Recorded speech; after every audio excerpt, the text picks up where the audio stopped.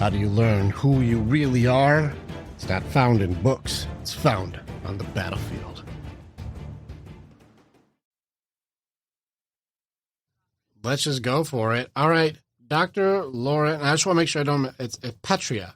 I want to make sure I don't. Yes. Yes, Dr. You got Lauren it. You got Petria. it. We're live right now on Battlefield of the Mind. We're going to do a quick meet and greet, and I know we're doing more later with this one. But Dr. Lauren Petria, I know that you are one of the co-authors of Fearless Female Leaders, but then also you've done a lot of stuff when it comes to education, society, like the whole community in this. And I have too many questions for the next 45 minutes. But I please introduce yourself, and then let's jump in, please. Okay. Hi, everyone. And hi, Rick. My name is Lauren Petria, and I'm an executive director of talent acquisition at Aldi and ISD, which is one of the largest school districts in the country. We have 84 schools, and we have about 4,800 teachers. We serve about 62,000 students. And my job is to make sure that we staff all of our schools, and that means teachers, paraeducators, secretaries, all of those positions, and then make sure that we really work on our retention to keep our best, and then also recruit talents from all over the country. And it's so nice to be here. Thanks for having me. Yeah, it's an honor. And I think that we were getting into a really cool conversation too when it comes to just the education world and being able to speak, especially in your experience or knowledge, because a lot of, we're parents too. I've got 3 teenage girls. And we've had to go in and have battles of just what is right in an area right now where it seems like it's turning into more of a subjective conversation versus a dialogue or an understanding. Can you please maybe help clear some of the air for us parents who are like, well, what's going on behind the scenes before they just start attacking the principal and attacking the superintendent and attacking everybody? What's going on here? And maybe you can shed some light for understanding.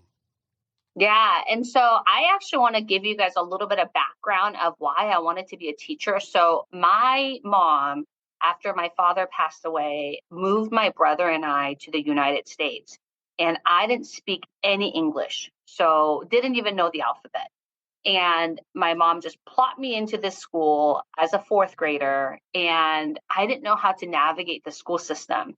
And within a year or two, I was able to acclimate and speak the language and navigate much better than my mom. So I became kind of the mom, and she actually was letting me kind of take the lead. And from there, what I experienced was, as a child, I could see which students were getting more attention. So someone like me, I was invisible. My mom never reached out to school. She never volunteered. I never caused problem. I just sat there and took notes. And what I've learned from being in education as a student was that certain students got special treatments and certain students were left behind. And then I became a teacher, and I saw, firsthand experience how certain kids get selected to go into certain teachers' classrooms, and how principals were spending more time with certain parents that are raising money for the schools. And that has been my passion, to make sure that not only our students are treated well, but our teachers are also supported, and they understand the clear expectations from the school district so that we can really do our job well. No child should go to school and feel like they're invisible. So some of the main things that I always tell parents when I, have an opportunity to talk to them is, you learn by doing it. So I often have meetings with kids with special needs. I always tell parents and also teachers. So I can watch a soccer player play soccer. I can read about it. Someone can tell me about it. But only way I'm going to be a better soccer player is actually to play soccer, right? That is really the best way. So if you have a child that's struggling in reading, you can read to your kid. Absolutely, that helps. You can listen to the audio. You can take classes. But really, the best way for your child to become better reader is to read. And I always emphasize that so that people understand, that's number one way of getting better. And research shows that when a child is not reading at grade level by 2nd grade, that child is going to struggle. So that's why early intervention is so important. And when I was a school principal, I made sure that my primary team really understand how to teach reading and could really assess students' needs so that we could create a really good intervention plan. Now, if a student is struggling in math and they're not grade level by fourth grade, they're going to struggle. That's why it's so important for school districts to ensure that they provide resources really for those young kids. That's one. Second thing I always emphasize is interpreters. So we have a lot of families from different countries, and parents don't know this. You can request someone to translate for you. It doesn't have to be Spanish. You can be German, French, Japanese. And the thing is, these parents don't ask for it because they don't know it. And so there's so many things that I always say, if you have a friend that is a school administrator, sit down with them and have conversations that I'm having with Rick, because I can go on, and then Rick's going to be like, oh my gosh. And so, but these are some things that I always want to inform parents that you have rights to do those things. Oh my gosh. That's awesome. So helpful. I just wanted to make sure I did the thing you said Rick was going to do.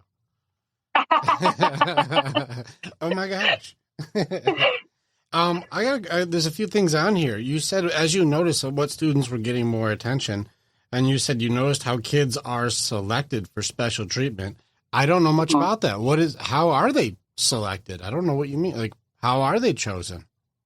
So even when I was a teacher, I would get a little tap in the shoulder and say, hey, make sure you select this student to be your, class lead or for this part in a play. And, I would have either sometimes teachers saying that mom is very difficult, so you kind of just want to let her have it. Or you have, principal saying, this mom is the president of PTA or booster club, and, you don't want to, ruffle the feathers. I never allow that. And I had those very powerful, influential, involved parents, getting in my face, getting upset with me. And I always relay back to my clients or my students. I've had parents sending me an email of everything they do for the school. So you have different types of volunteers. You have volunteers that volunteer because they genuinely care about the school and the kids. You have people that volunteer because they want favoritism for their children. And right away when the first time you say no. So they're all very nice to you, those people that are trying to get something from you. And the first time you say, no, I'm not doing that for you or your child or, for your family. And then you'll get an email with the list of things that they have done for your school and how much money they have raised and also their resume and educational background. A good teacher, not that it doesn't matter. Score, though. Not that they're keeping score. Absolutely not, right?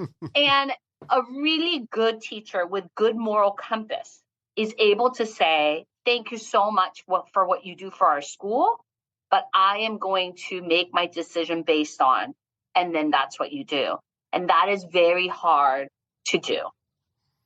Well, even just the sentence, having a great moral compass, has become very subjective, and that's also become very difficult too, because our belief systems, and this is what I write down and I work in the most, is our belief systems. But the thing that's interesting about truth is that in order to be true, all it really requires is agreement. It doesn't actually have to even have a fact, because you can have an entire belief system that doesn't require any facts. And so truth now becomes like, well, we agree that that's true, so that must be, even if it has no evidence. And so here we are with a teacher who their truth and their moral compass and their belief systems are all routed in whatever it is that they have been bought into for their beliefs. And now that becomes highly subjective with what a good moral compass is. Right. And it's just sad. And the other thing that, I think about a lot is parenting and student school experience. So, I read somewhere recently that 80% of our students, when you ask them, like, do you think your parents love you more if you get better grades, and they love you less when you don't get the grades that they expect? 80% of students actually answered, yes, my mom and my dad, they love me more when I do better in school. And that is not the case, right? Like you said, you have 3 daughters.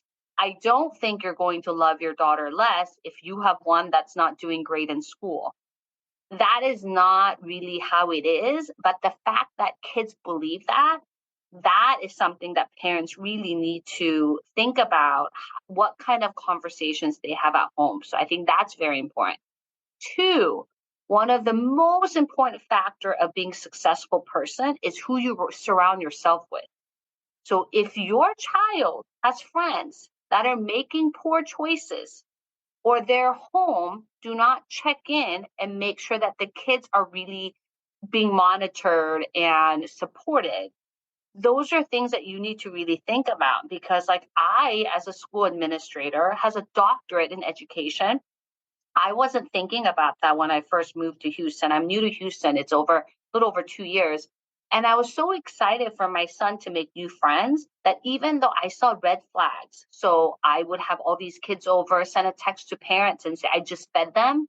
And I would get a text from mom like, oh, I didn't know where my kid was. I'm so glad he was at your house. He's a sixth grader. You should know that. Or when I'm texting parents saying it's getting dark, they rode their bike. Like, are you picking your child up? And they're like, no, he could ride bike, in the dark. That's a red flag.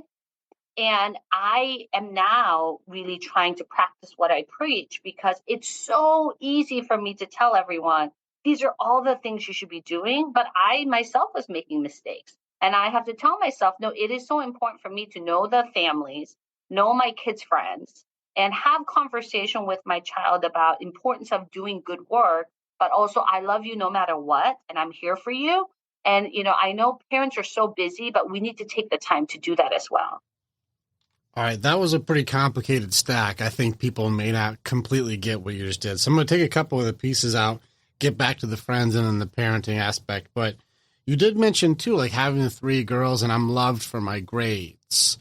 And one thing that we've just knowing how the studies go for educating, what are your thoughts? I'll share my story after, but what are your thoughts on like we praise effort, we don't praise results, and then having a grade system in general?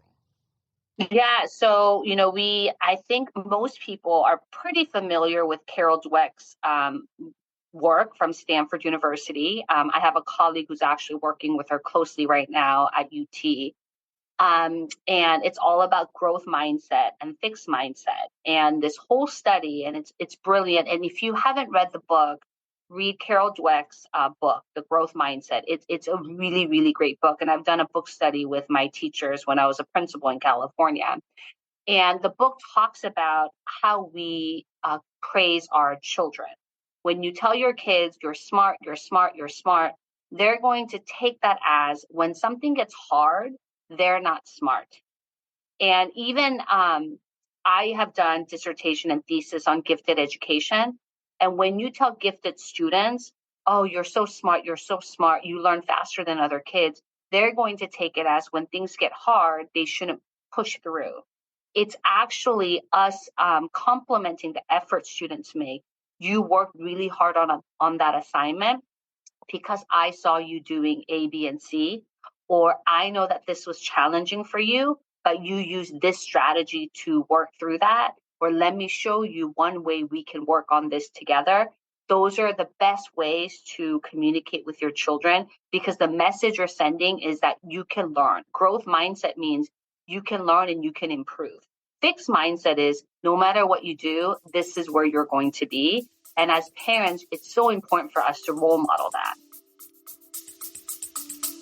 Stay with us. We'll be right back. Warrior, thank you so much for being a part of the information that we have. And you're part of our story as we are a part of yours. It's very much an honor to be able to connect with each other. If you want to know more or you want to get started with working with me or working with our warriors so that you can begin your path to authenticity, strength, leadership, and accountability, this is the way. Together, we are way stronger. Now you get to choose. Do you go forward or keep doing what you've always done?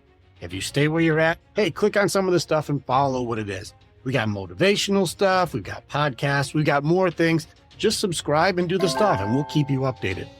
But if you want to start going in, start jumping into what our programs offer and start your journey and being the hero in your own story.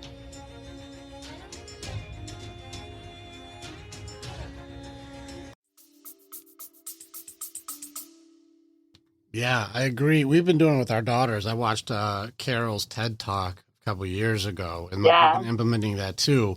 And like another way we've done that, and also is like we have athletes, but they're also all our girls are high academic performers. Like they're like over 4.0s, and so it's not because though that we're big on grades because I'm the most lax on grades.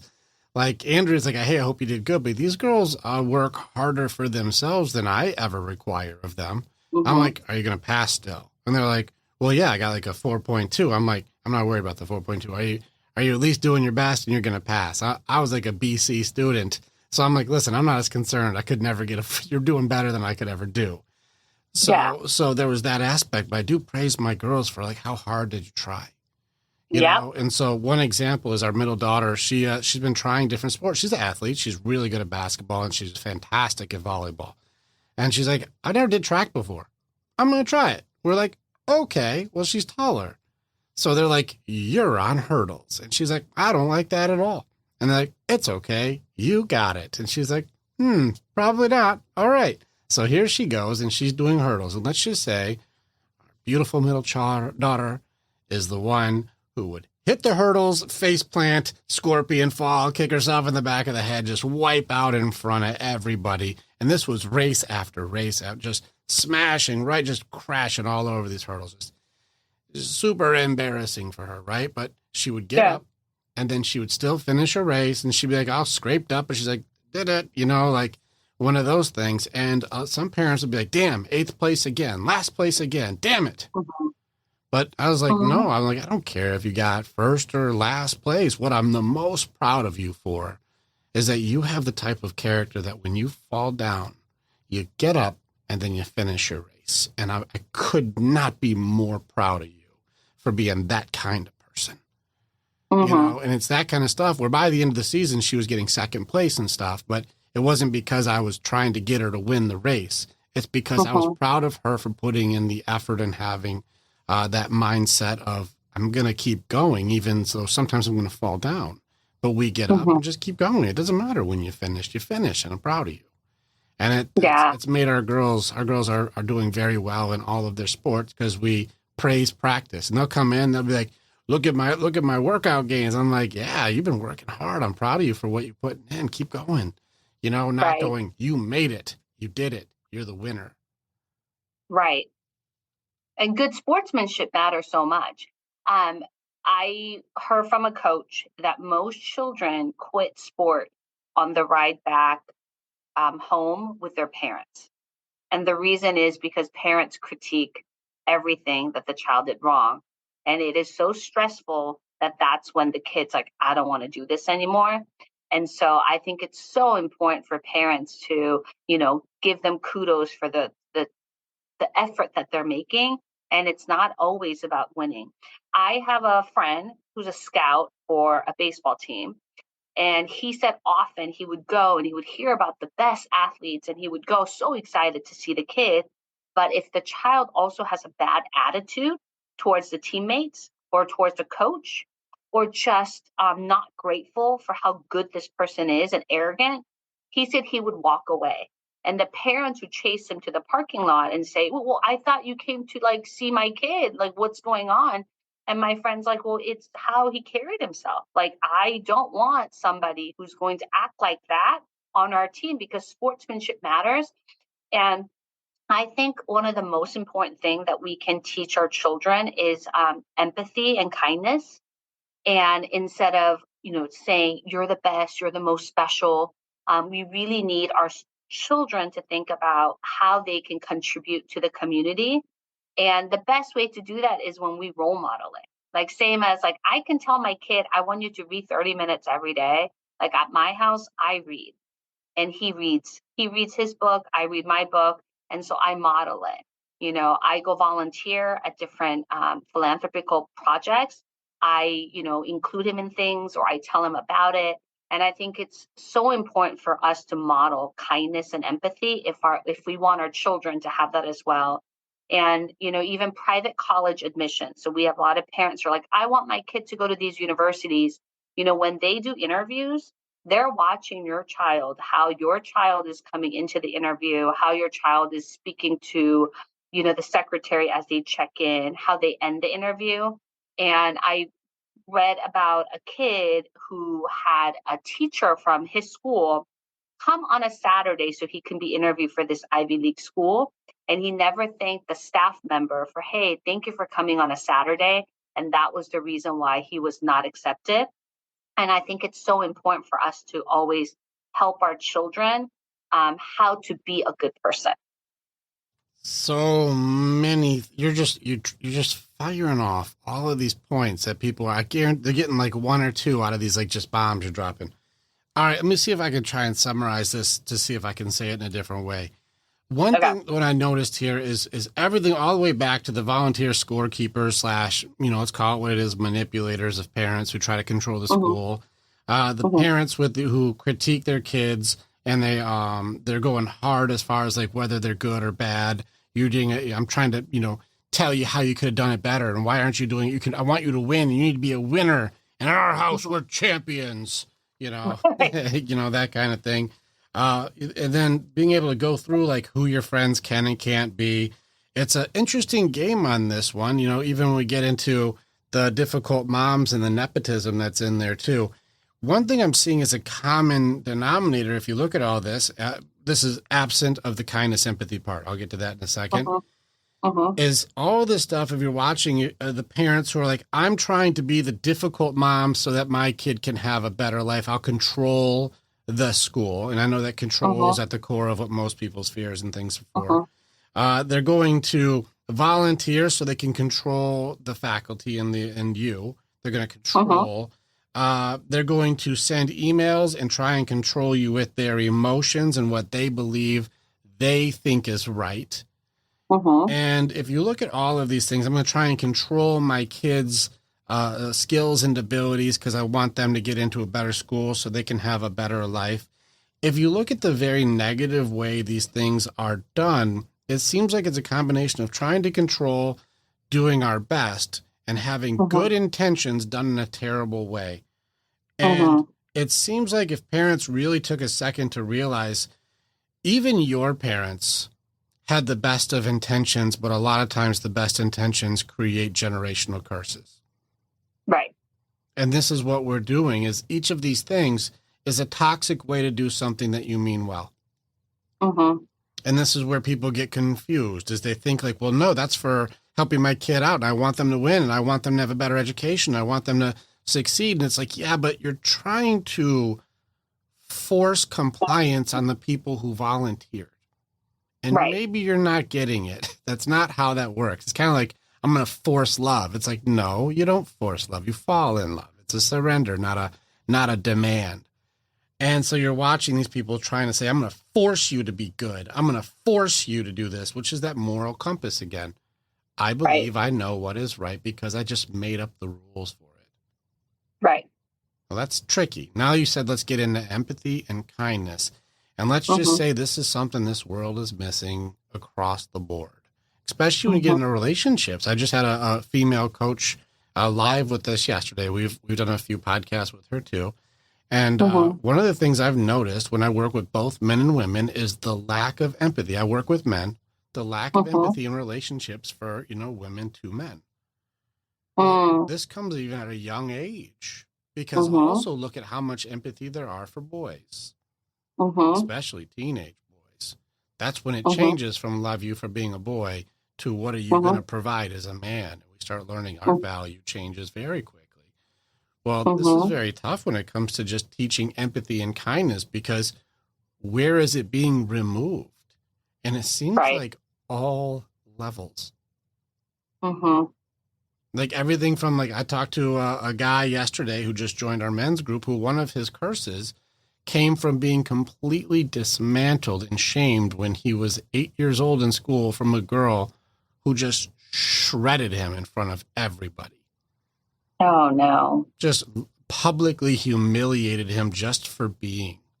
Like actually her entire shame attack was like, look at you. You're pathetic. Look at your shoes, your haircut. Look at who you are. Why would anybody ever want to play with you? Right. And that he's like, I was 8. I had no defense. And that girl, that created a wrinkle in my brain that shaped the way that I interact with people. Mm-hmm. So where does empathy and kindness come from? And also this 8-year-old girl learned that behavior from who?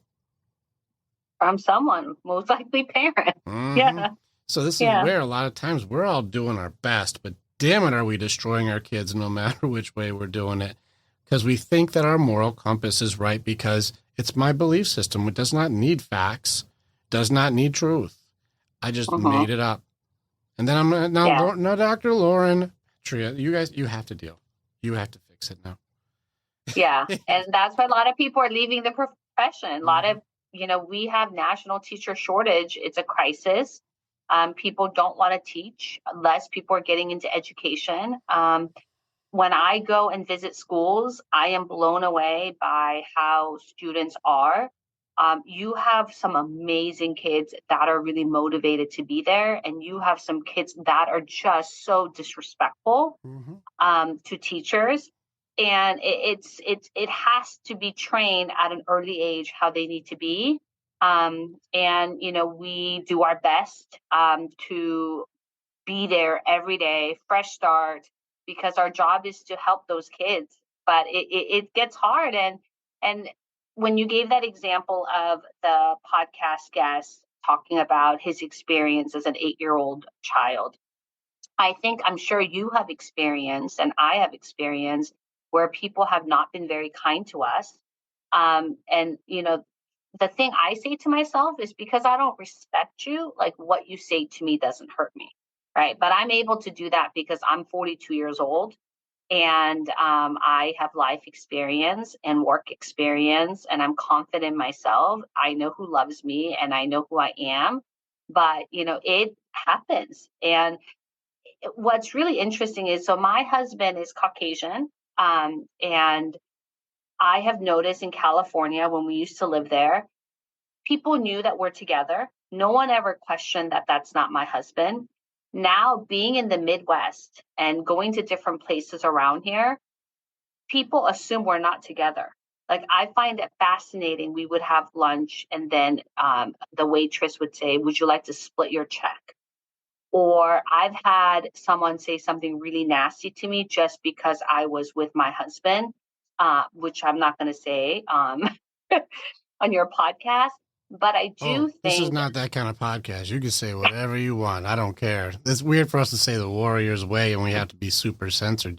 If you want to say something, feel free. Yeah, this woman just passed by me and said, "Whore, slut," and it's my husband and I are walking together. Why would she talk to your husband like that?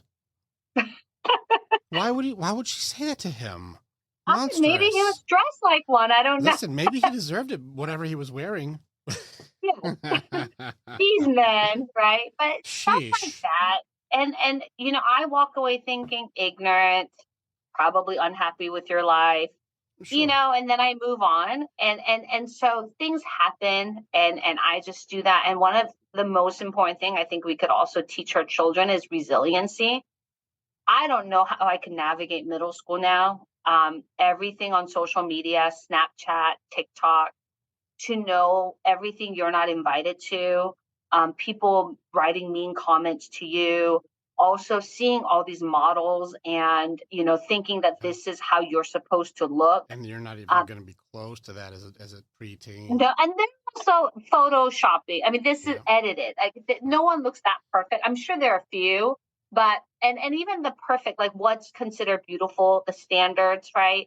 And I feel so bad for the kids that are navigating middle school and high school now. 3 of these things. I'm well aware. We have to do talks, but I think it's more of an exposure with explanation. But like you also know, as parents, even if we are highly influential in their life, I would be happy and proud if I know I'm at least 10% of the influence in there. If I make 10%, I'm gonna be like, that's way higher than I thought. Like they're with their devices. They spend way more time with these than they do us, and it's not even by like we don't want to. It's just the reality of like that's the thing that there is in this modern age. And so you're not wrong at all. But teaching resiliency also comes from being able to explain, but can we also be very real here?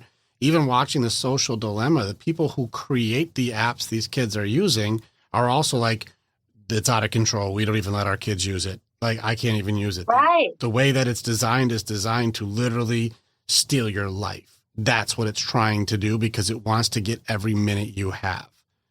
And it's like, Totally. well, these kids don't have a single chance against this because the creators of the app are like, I can't beat it. I got to get out of there. Yeah. And like back in the day when we were little, you come home and that's it. Your parents do not have to fight against outside factors like your home. I mean, internet came out when I was in high school. Yeah. So now I have my kid and I have to constantly check devices in. I have to constantly monitor what he's doing. And that's the reality. And for most parents, working parents, this is like a whole another job. Mm-hmm. And so that's also very important too. So like for my family, we do sit down dinner and I love to cook. And because I'm such a type A person, I plan out the menu for the week because I'm a very, very busy person. And we sit down together and everything has to be put away and it's dinner time. And it's forced. And I hope one day, because I have one son, he'll look back and say, I'm so glad my mom did that. Right now, it's not a cool thing. He's like, oh, my friends, parents, they let kids just grab whatever they want and they could go watch TV or we could eat in our room. He's 13. Oh, yeah. Listen, the psychology on a 13-year-old's phone. I don't have to give you wild numbers on this one. They've shown what a 13-year-old boy's phone is for. I think it's Dr. Height who's like, no, we know what the boys' phones are for. It's different for boys and girls with these phones. Here's the thing: is a teenage boy's phone, and it's so funny the ignorance of parents. So a teenage boy's phone, first off, is a mobile porn hub. Let's just call it what it is. The thing is, it's used for three things. It's used for sports, friends. Also, you could throw in games with sports games, friends, porn. That's what that thing is for. And so I remember one lady when I was still working at Verizon Wireless, I remember a lady came in and she's like, there's somebody hacking my son's phone at night. I know that he's asleep. It is his bedtime. And somehow someone is looking up naked pictures on his device when he's supposed to be sound asleep. And we're like, somebody must be hacking his device to get these. Like, there's no other device that could find these photos except for his phone. So it must be a hacker. A hacker is getting him. We're like, oh, Lord, lady. No, that's your boy knows how to Google boobies. Like, no. So when I was a middle school principal many years ago, I never thought I'd talk about penis as much as I had to. It's like somebody printed pictures of penis. Somebody wrote something with penis. Somebody's sending pictures of their genitalia to, all these things. And I told my husband, I said, oh my gosh, like I never thought that I'd become a teacher, then become an assistant principal. And this is all I talk about. Yeah. Naked photos and things like that. And then I have to investigate and kids share these photos. Oh yeah. Then I have to get police involved because this is a minor photo. Correct. Then I have to get parents involved. It's a lot. This is why I say exposure with education. We do it with our girls too. And there's a lot more to it too. It's not just the nudity aspect of it also, because then you go into the issue that's going on with girls, and that goes more into the reputation demolition and the way that females bully is these are the tools of destruction. And this is how girls will use it more common. Not to say boys cannot, because guys can be just recklessly stupid. And that probably falls more under the boy aspect. But girls create accounts to destroy somebody. And they do it deliberately. And this gets into a whole other thing, not to mention you get into the girls who are put into high medication, like they're diagnosed incorrectly most of the time with symptoms where they're on high medication and they want to fit in. And our girls, one of them fell for the trap where they wanted to fit in with a friend who was also into very negative algorithms for self-harm and fell right into this trap. And so if you look, that's why I like Dr. Haidt when he was talking about, like, if you look at what's going on with boys and social media, the uptick in issues has gone up like a couple percentage. The uptick in young girls, it looks like a bike ramp. It's going whoosh. Like, this is affecting young women because of the social and acceptance aspect of how women are wired. Young girls are trying to fit in. They're trying to find their place. They're trying to have the popularity to match. And now it's a global comparison instead of just a community comparison for them to be able to develop. And it's impossible. And you're watching so much more harm being done. And they've even shown the studies for girls, if they're kicked out of a group or they know they're exiled or they're, ridiculed behind their back by people creating, like you said, a Snapchat group, which we removed from our daughters. They don't have Snapchat. I also believe it's going to create a lot of social issues within just having any type of ability to be sentimental. Like, I think it's going to destroy sentimentality because everything is designed to be deleted. Everything. So nothing matters. Yeah. And that goes long term. There's no photo album for them. Everything I've ever been sent is supposed to disappear. But then also we've found too that the reason to have something disappear only invites a lack of consequence. And when you look at choices, people will only go as far as a consequence allows. If there are no consequences, then people start doing very different things. And Snapchat seems to be, they could probably change it to cheat or chat because it's designed to be, I can send things that are supposed to disappear and no one will ever know. There are no accountabilities. There's nothing to be caught.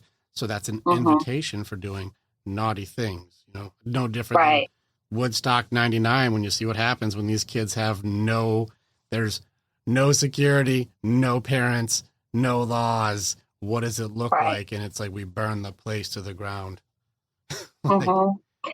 And so one of my friend who's a teacher, she gave me this example. She said her son went to a middle school dance and then he came home.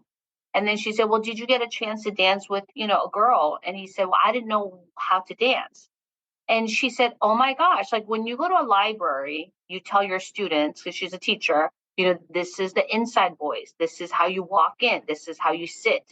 But she forgot to talk to her son about what middle school dance is like. I mean, I'm sure it's different than when we went to middle school. But just to say, you go up to a girl and say, hey, you want to dance? And this is how you dance. And this is where you put your hands. And this is how you slow dance.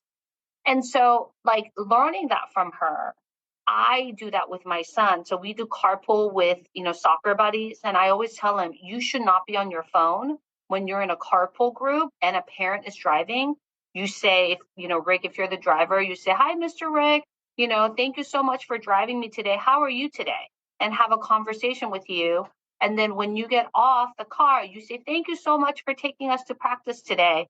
And those are etiquette that you have to teach your children, because I often drive kids around and they're on their phone. They don't even say hi to me. And then when I pull over to say, hey, guys, we're here, and then they just go. And which families are reinforcing, hey, this is what you need to do. And same as how they talk to each other. I often totally eavesdrop on my kid when he's out with his friends, or they're in their room, because I want to hear how they talk. And kids can be very, very mean to each other, especially boys. They're like, you're slow, you're a loser. And I have to really reiterate my son and say, that's not okay. And he says, well, this is how boys talk. It is not okay to put people down. There is a thing for boys. And this goes for all men.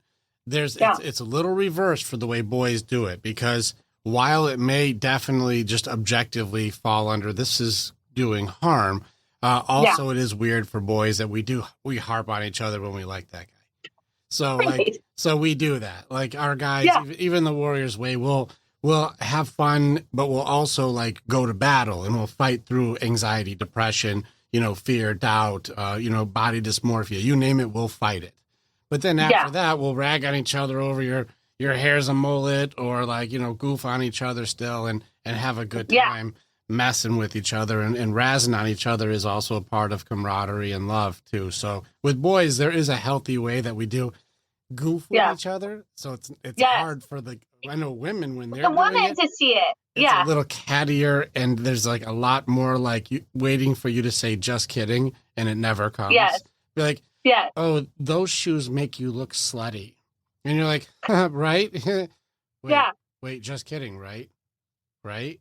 And you're like, Yeah. if you say so. It's like, oh, no, you really Yeah. meant that shit. That was just being mean as fuck. Okay, I see you. Yes. And I see that. And with girls, we say much nicer things to your face usually, do a lot of behind the back talk. With boys, they say things they don't mean and they go at it. And some kids could say it back and then everything is okay, but some kids cannot. And so my big thing with my son is you need to read your audience, and you need to also let your friends know, like if you go after the same kid over and over again, that kid may feel one way. And the nonverbal body communication is so important. Even dating, like when I was single, one of my friends who's a psychologist said you learn so much by just watching people. And it was one of the best dating tips she's ever given me. She said, you just sit and watch. Mm-hmm. And guys are very simple. If they're interested, they're going to approach you. Super simple. So if they're interested, they're going to call you. Mm. If they're interested, they're going to ask for another date. But then women sit around and like, is he going to call me? Is he interested? If he hasn't called, he's not interested, right? You move on. And there was that book, He's Just Not That Into You, right? I could have wrote that. I'm like, darn it. Like, that's something I knew back in the day. But that's another thing, right? As adults, when we communicate, we have to read that nonverbal body communication as well. Sure, yeah. And like it doesn't always work out in people's favor, because I did the same thing too. Just I loved watching people on first dates and watching the mannerisms and what they believe, and this is even funnier, what they believe is their best foot forward. Because people always try and do what they think is the best on a first date, and sometimes it's total shenanigans. I'm like, what character are you being today? Interesting. Yeah.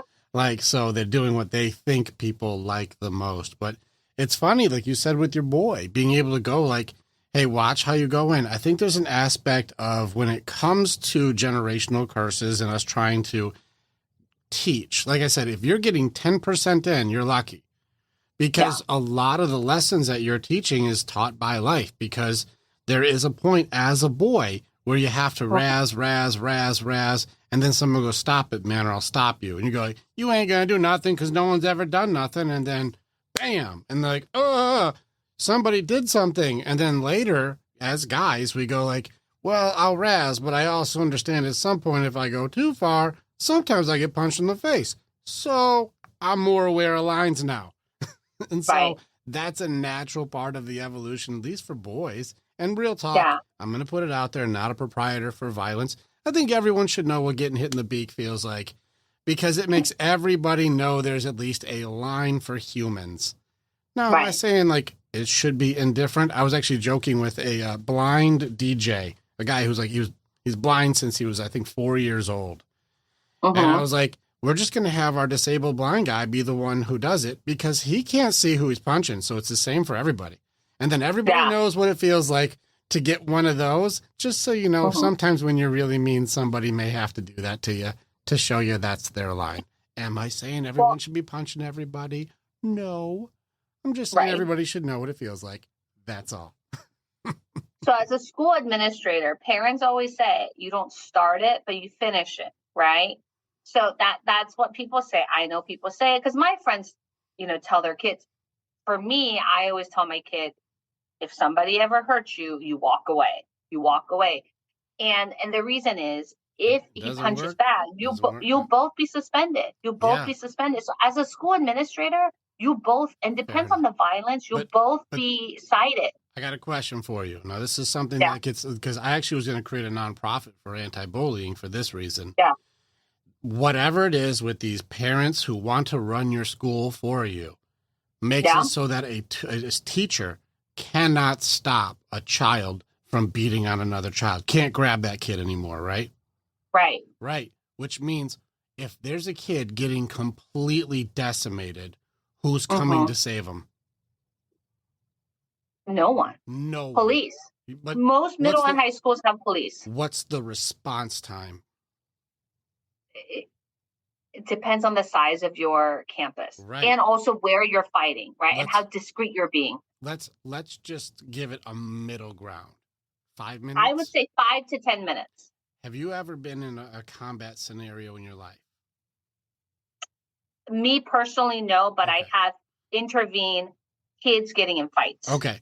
Now, I have trained combat training for multiple years. I've traveled the country for combat training. I've been in a lot of fights. Let me tell you, 5 minute round is a lot. lifetime. If you have somebody, let's just say like somebody twice your strength and size, pounding on you for 5 minutes, that's like 5 years. Yeah. And so to say like the police are coming, I have a lifetime of beatings I can drop in 5 minutes. Right. And I can still get out of there in plenty of time. Like, And so that's most dangerous employees for will, children. right.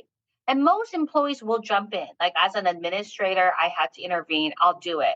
But we actually have an assistant principal here in Houston who was hurt trying to intervene a fight and was hospitalized. So we've had teachers get injured. And so that is not something we tell our teachers, like you have to do, but we do train them on how to hold kids to not get hurt. So I've been trained on how to hold children in certain positions so that I don't hurt myself and I don't hurt kids. But I'm only 5'3". Sure. And middle and high school boys are They're bigger than way me, bigger. stronger than me. For sure. And so that is definitely an issue. And there are, unfortunately, kids fighting on campuses and kids get hurt.